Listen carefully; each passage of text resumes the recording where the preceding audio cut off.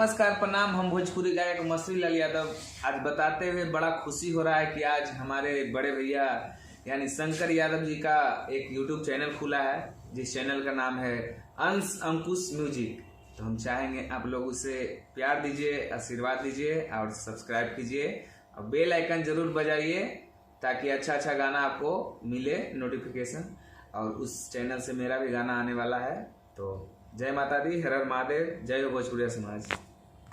नमस्ते प्रणाम। हम गीतकार सदाम सरगम और आज बहुत खुशी के बात बा कि हमार भाई सिंगर शंकर यादव जी के एगो चैनल खुलल बा, जौना चैनल के नाम बा अंश अंकुश म्यूजिक।